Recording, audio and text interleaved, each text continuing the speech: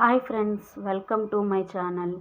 இன்றைக்கி நம்ம என்ன பார்க்க போகிறோம்னா பப்பாளி காய் வச்சு கிறிஸ்பியாக ரொம்ப டேஸ்ட்டாக ஒரு ஃப்ரை தான் பார்க்க போகிறோம். வாங்க வீடியோக்குள்ளே போகலாம். பப்பாளி காயை தண்ணியில் நல்லா வாஷ் பண்ணி எடுத்துக்கலாம்.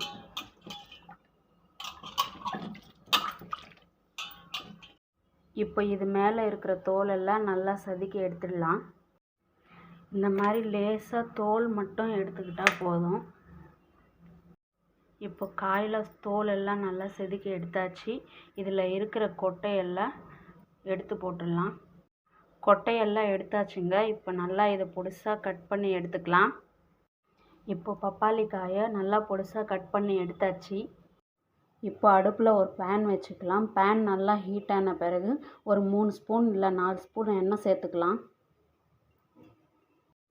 எண்ணெய் நல்லா ஹீட்டான பிறகு ஒரு 1/4 ஸ்பூன் அளவுக்கு இது கடுகு சேர்த்துக்கலாம். நல்லா பொரிஞ்ச பிறகு 1/4 ஸ்பூன் அளவுக்கு சீரகத்தை சேர்த்துக்கலாம். 1 ஸ்பூன் அளவுக்கு உளுந்து சேர்த்துக்கலாம்.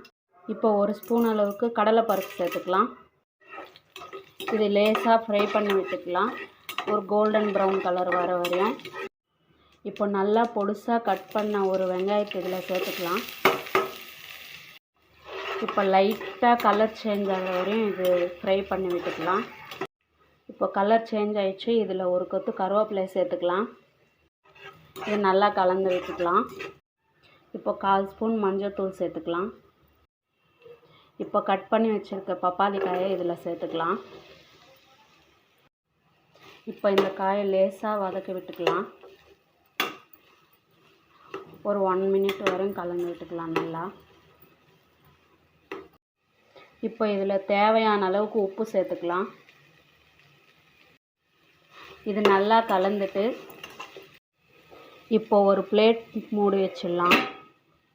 இதுக்கு தண்ணி சேர்க்க தேவையில்லை.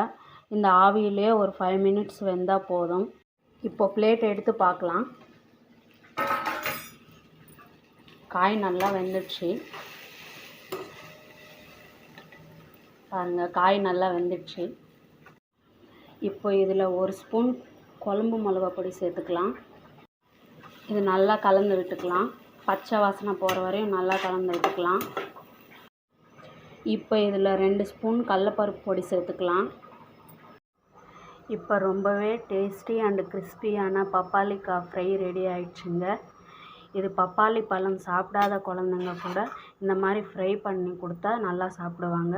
இந்த வீடியோ பிடிச்சிருந்தா லைக் பண்ணுங்கள், ஷேர் பண்ணுங்கள், பூனா குக்கிங் சேனலை சப்ஸ்கிரைப் பண்ணுங்கள். தேங்க்ஸ்.